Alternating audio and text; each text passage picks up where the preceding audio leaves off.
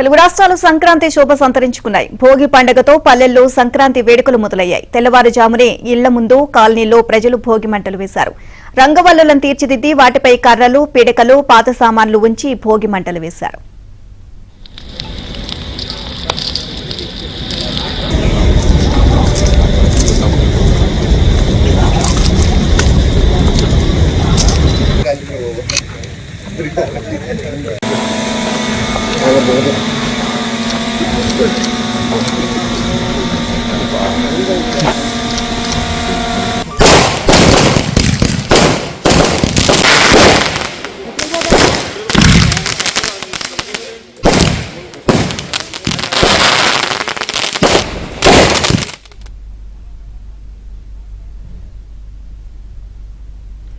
తిరుపతిలో భోగి పండుగ వేడుకలపై మరింత సమాచారాన్ని మా ప్రతినిధి దినేష్ అందిస్తారు. దినేష్,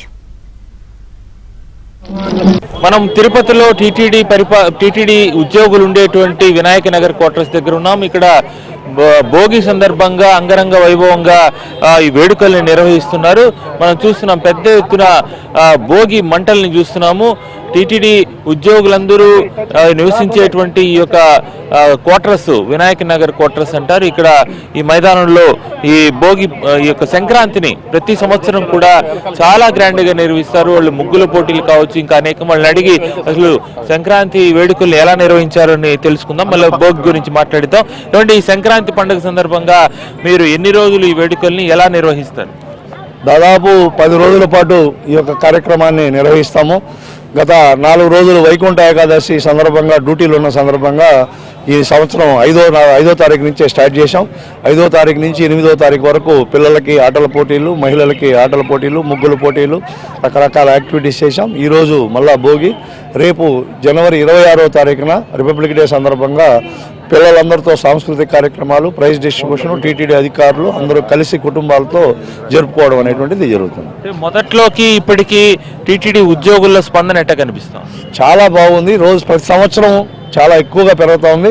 గతంలో కన్నా వందలు వేలల్లో మనకి ఇక్కడికి ఉద్యోగుల కుటుంబ సభ్యులు, తిరుపతి ప్రజలు, పబ్లిక్ అందరూ రావడం అనేటువంటిది జరుగుతుంది. డిపిపి సెక్రటరీ కూడా ఉన్నారు, ధర్మ ప్రచార పరిషత్ సంబంధించి. ఏమండి, మీరు ఇదే మొదటిసారి అనుకుంటాను ఈ ఉద్యోగులకు సంబంధించి పార్టిసిపేట్ చేయడం. ఎలా ఉంది? మీరు ఈ ఉద్యోగులు, టీటీడీ ఉద్యోగులు ఈ సాంప్రదాయాన్ని కావచ్చు, ఈ పండుగ వేడుకల్లో ఇంత పెద్ద ఎత్తున పార్టిసిపేట్ చేసింది చూస్తుంటే ఏమనిపిస్తోంది మీకు? చాలా ఆనందంగా ఉందండి.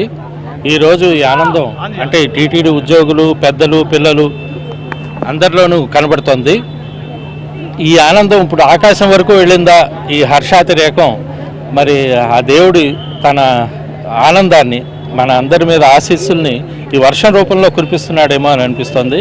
అయినా సరే ఎవరు కూడా కదలకుండా చక్కగా ఈ వర్షంలో కూడా భోగి మంటలు మరి చాలా ఆనందంగా దీంట్లో పాల్గొంటున్నారు.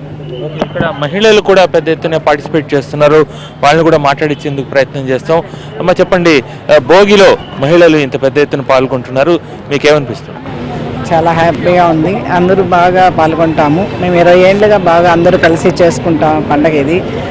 అన్ని భోగి అంటే అందరూ చిన్నపిల్లలు, పెద్దలు అందరూ కలిసి బాగా చేసుకుంటాం. హ్యాపీ భోగి. ఇక్కడ మన మహిళలు, అమ్మ చెప్పండి, యూత్ కూడా పాల్గొంటున్నారు, మరి చెప్పండి. ఓం నమో వెంకటేశాయ. ముందుగా అందరికీ భోగి శుభాకాంక్షలు. ఎవ్రీ ఇయర్ మేము ఇక్కడికి వచ్చి మేము అందరం కలిసి అందరూ కుటుంబ సమేతంగా ఇక్కడ భోగి పండుగలో పాల్గొంటాము. ఇక్కడ పాల్గొనడం మాకు చాలా సంతోషంగా ఉంది. ముఖ్యంగా యువతకు ఈ యొక్క ఎన్విరాన్మెంట్ అనేది ఎవరికి తెలియదు. ఎందుకంటే అందరూ సిటీస్లో పుట్టి పెరిగి వాళ్ళకి భోగి అంతా పండుగ ఎలా జరుపుకుంటారు ఏమి అనేది తెలియదు కదా.